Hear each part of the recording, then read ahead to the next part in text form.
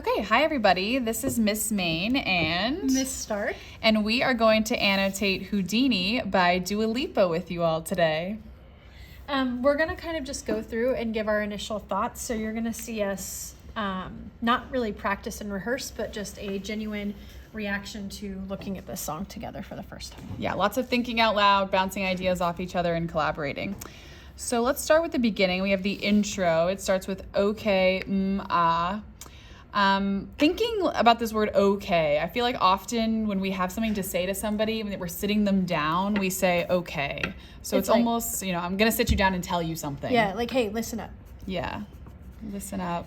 Can we actually, I want to go back even to just the title for a second. Yes, good point. First we have an allusion. Like Houdini refers to Harry Houdini, who's a famous magician, and he's known most especially for escaping. So they'd put him in like boxes or traps and things like that, and he would escape out of those things. And so we call people Houdini when they get out of like handcuffs or things like that, right? And so this idea of Houdini is somebody who escapes traps, I think sets up the tone for the song, right? Excellent. Like, yeah. I will leave trap situations in which I feel trapped. Definitely. And that was a good point, Miss Stark.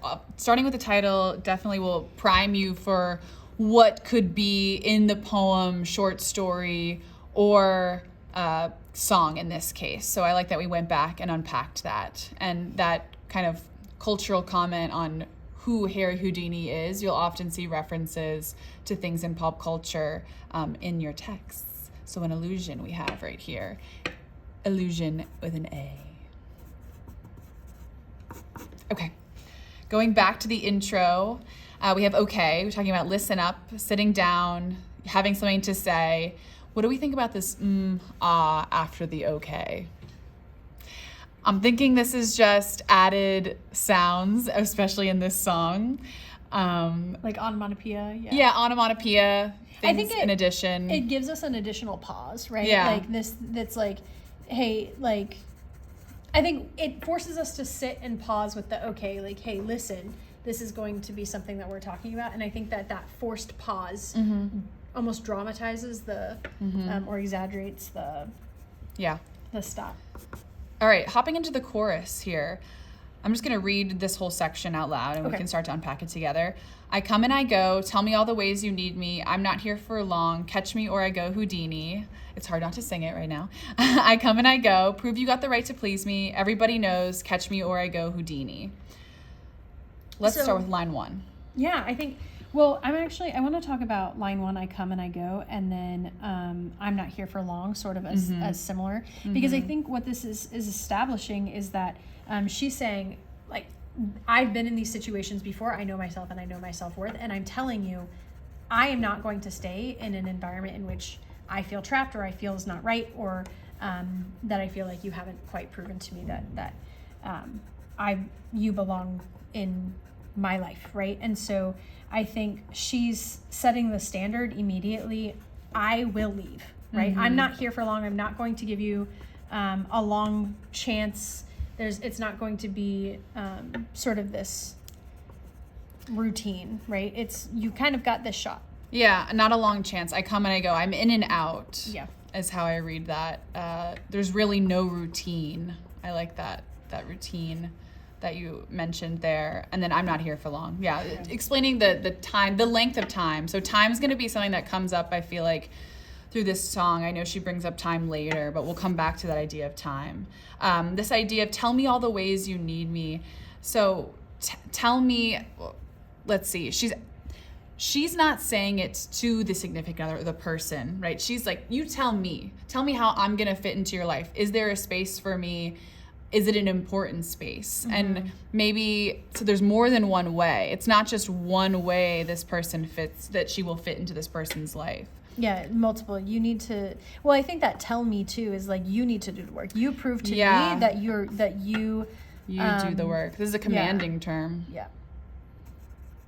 And I think I like what you said about the all the ways, it being multiple, like, but also it's not just, it's not in a sense that I'm demanding things from you in that, like, you have to bring all this value to my life, but no, but tell me, it can't just be, well, I think you're you know, a good fit because we have similar taste in music or something. Yeah. Like I want in depth. depth. Yeah. So depth reasons. Yeah.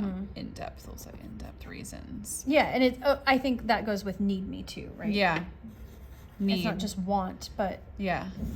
In depth reasons. Need. Need is it's like we talk about necessity and need in life. It's like you need water, you need food, you need these things. It's real in-depth reasons, right? It's not these surface level, you're right, like music or what you look like, that sort of thing. Absolutely. Catch Me or I Go Houdini. Ooh, I love this Yeah, one too, this is a good because line. I think this goes back to sort of what we were saying earlier about she knows her worth. She says, I'm going to leave if you don't. You have to catch me, right? Yeah. And so it's Kind of like this runaway, like I'm leaving. chase. You either have to chase. You have to chase. you're me. in or you're out. Yeah. It again goes back to like you need to do the work to prove it, but also like I'm not going to sit still in life and let you and Run come my to- life. Yeah. You don't run my life. You need to come to me. You need to meet me where I am, and where I am is changing. Yeah. Yeah. I like that. Yeah. She obviously has a lot of self-respect for herself and knows her worth, knows the standards. I think the Houdini we talked about. Yeah, this disappearing, reference to disappearing. Oh, well, I was going to say, like, it is an illusion, as we mentioned earlier, but it's also, like, it becomes a metaphor here, right? Like, if I'm escaping in a way if I'm leaving in a way that I'm referencing Houdini, what I feel like I'm doing is escaping. And so what she's saying is, like, I won't feel trapped. I won't, like, you know what I'm saying? Released from that feeling. Exactly. Yes. Yeah. Exactly. I'm not going to be in a position where I feel trapped or held or down. yes. Yeah. And then we have the repetition of I come and I go. So kind of explaining, I'm still setting this standard, emphasizing that. So Well, I the think- repetition of it. Yeah, and that repetition also, I think, mirrors life, right? Like she's repetitively coming and going, right? Not just emphasizing the point, but this has happened multiple times. And I think through that is probably where she learned her self-respect. Definitely. Happened more than once. Yeah. Has And she knows, learned. yeah. Right. I think learned is here too. Prove you got the right to please me. So, prove that you can be a good significant other for me, right? You have this You will bring right. me joy, Like, yeah. Oh, yeah, it's a privilege. Yeah, Prove. yeah. Well, and I think, again, that goes back to self-worth. Like, you have to do the work, but also you have the right to, it's a privilege. To be with me. I recognize it because I respect myself. Exactly. Yeah, respect. It's good. I think that everybody knows goes back to the same thing that we've been saying. Like, everybody knows because this is what I've established for myself. I've established a long-standing history of I will respect myself and not be trapped in these situations. Yeah. And everyone's aware. So, Yeah, she everyone knows. wears it proudly, obviously. And again, repeating it again, if you do this, I will do this, right? There's consequences for the way that we act. I guess that's another thing. There's a lot of talking about, I know later we might talk about this sounding so sweet. We're talking about words and actions. So, there's consequences for all actions. Okay, we can go into verse 1. You want to go ahead and read verse 1 for us, Ms. Stark? So it goes, time is passing like a solar eclipse. See you watching and you blow me a kiss. It's your moment, baby. Don't let it slip. Come in closer. Are you reading my lips? Awesome. Right off the bat, I see a simile, right? Like a solar eclipse. And there's things we know about a solar eclipse. I think it goes back to time too, because I mean the first word of this line is time, right? But it talks about a solar eclipse. It happens rarely. It's not an everyday occurrence, but when it does happen, it goes quick. It goes quickly, yeah. Right. And so what she's saying is, like, it's rare to get a chance with me, and once you get do, it, quick. The time is passing. Yep. So, we have that relationship to time back up there. See you watching and you blow me a kiss. So something about it. So when we blow somebody a kiss, what do we normally think of?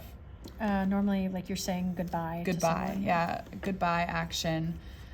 And also, when you're watching, this sounds like from afar. Like right now you're afar, you're distance, you're an arm's length away. Maybe you're unsure. You're still testing out. Like, is the way I'm speaking aligning with what you'd be open to? Yeah, because blow me a kiss is not like the most intimate way to say goodbye. Yeah. So I like it's your moment, baby. Don't let it slip, because two things here. If we're looking at your, right, it's on you. Your responsibility. Yeah. What happens next is on Responsibility. you. I've given you the chance, but you need to do something with it. And then moment, again, being singular, right? Like you won't get another one. Moment is this is it. This is your one chance.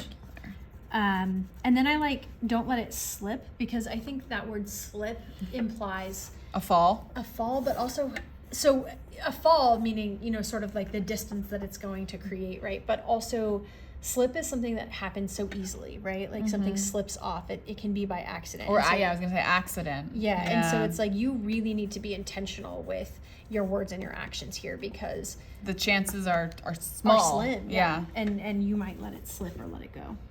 Good. What about that next line? What do you think?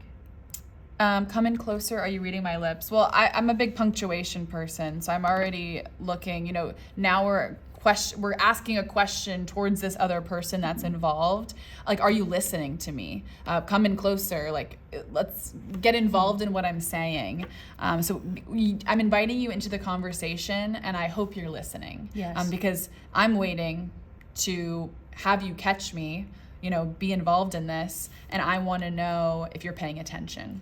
I think I agree with you. I think that come in closer, but I think it's interesting the way that she doesn't say, "Are you listening?" here. She says, "Are you reading my lips?" Word for word. Yeah, and I think again we're going into that like lip imagery and like the sort of like kiss and intimacy imagery that we have from "You Blow Me a Kiss" earlier, and sort of that romantic imagery. Yeah. But I also think reading my lips means like not only are you hearing me, but like multiple of your senses need to be engaged, right? Like you are watching me speak, but also hearing what I'm saying. Watching and hearing. That's good.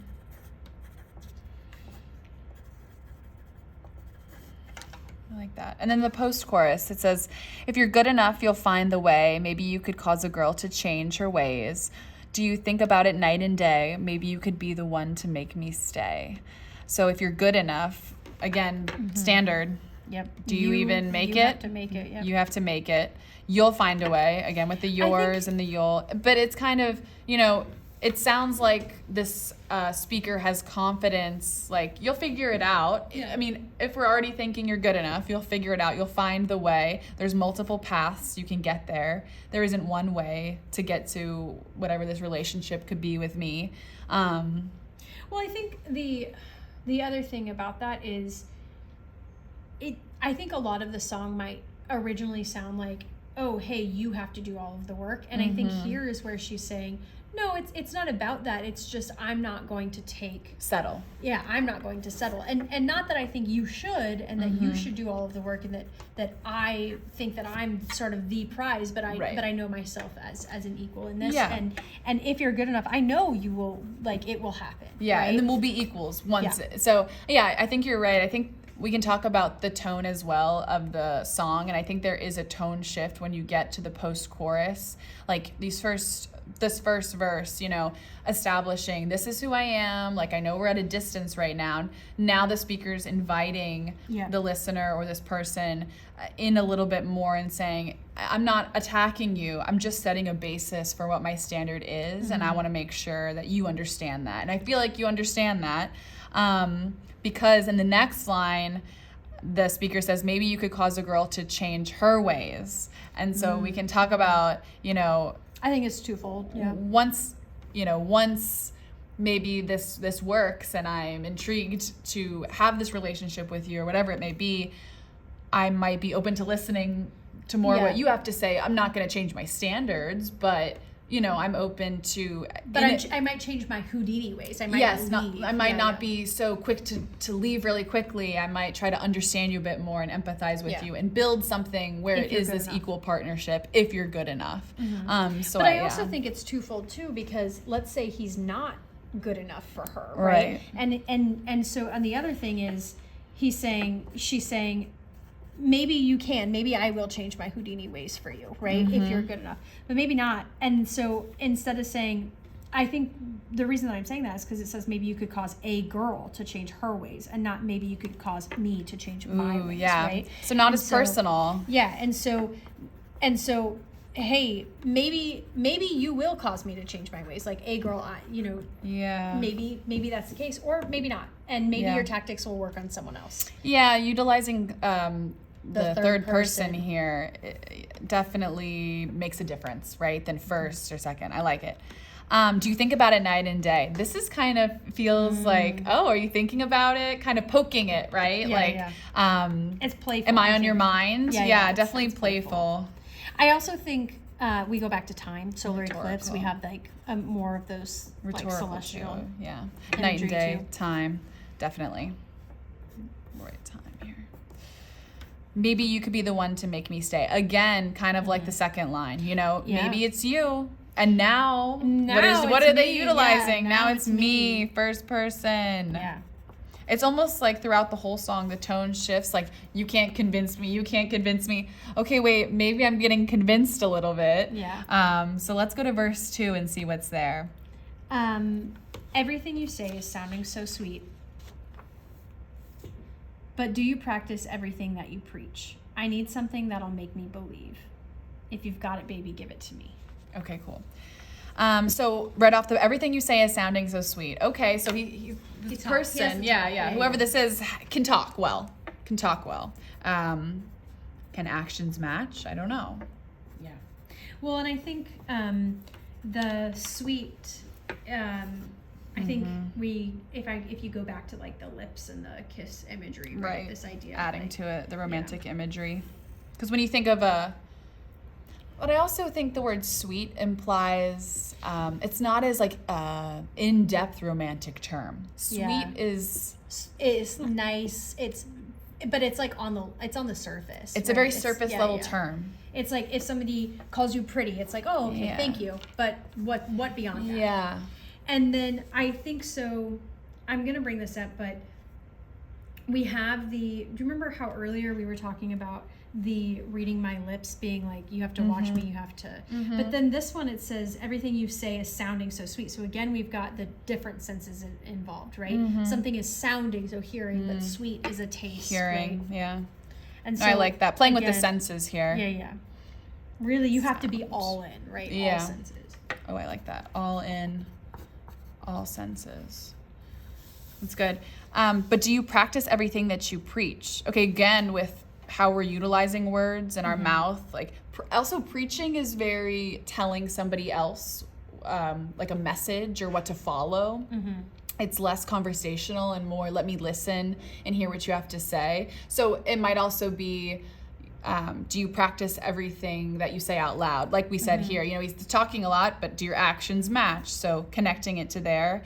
And do you do it a lot? Do you practice it? And we say everything. How much is this person talking? Like, how many things are they saying? Well, and also too, like, I think everything is, is this a routine for you? Or is this, I think, I really like the word but at the beginning. I like that contradiction. Like, everything is good, but there's that sort of juxtaposition between what you say and what I think you might practice, right? Yeah. How do you act like this all the time? Like, what is your this beginning of relationship stuff? Yeah, that's great. I need something that'll make me believe. Ooh, this word believe. Because is belief enough? You know what I mean? I don't know. What about he needs the proof? Right. She needs the proof. I need something that'll make me believe. So that if you believe, you don't have to necessarily be all in. It sounds like our speaker just needs a little bit, just needs something to hold on to. Well, because I think the speaker addressing whoever the significant other is, them sounding so sweet, that has opened the door for them, right? Because we know they're enjoying it. A moment, right, from earlier in the song. He's the speaker is not there for long, right? And so this is a small, again, going back to that idea of time, a small time, right? And so you've opened the door, but now I need something that's going to give you, something is concrete now. Yeah, you need to prove. Now I need belief to continue this, or otherwise. And if you have it, you have to give it to me. Like you have that concrete thing. I need to have games. that. Don't games. play games. Yeah. absolutely. Because it's like, I think there's this idea of like, sometimes in relationships, like, oh, you slowly over the course of time. And she's saying, no, like, the I window need to know is who you are. that right? solar eclipse Exactly. window. Yeah, so the tone definitely goes from, you know, if we just make a little tone chart here on the side, it definitely goes from, boom, you know, self-respect setup to, okay, chance. And we can talk about what adjectives would go with that, to concrete. I need concrete evidence of you wanting to be with me. And then we get to the bridge and kind of the ending here, the outro. Oh, Houdini, catch me or I go Houdini. So it's the last message is, come and get me or I'm gonna leave. Yeah. I think ending on that is, you know, so powerful. And kind of pausing before that, right? We have more pauses. Like, think about it. This is kind of that think about it time. Yep. Again, yeah. And I think it's more powerful here, right? Right. As opposed to the beginning, it's like, okay, sit down. Now you can like just listen. And now it's, okay, I've given you all this information. How are you going to deal with it? Yeah. Yeah. Okay, great. Any other thoughts, Miss Stark, before we conclude our annotating of Houdini by Dua Lipa? No, I think that's it. Okay, awesome. Thank you.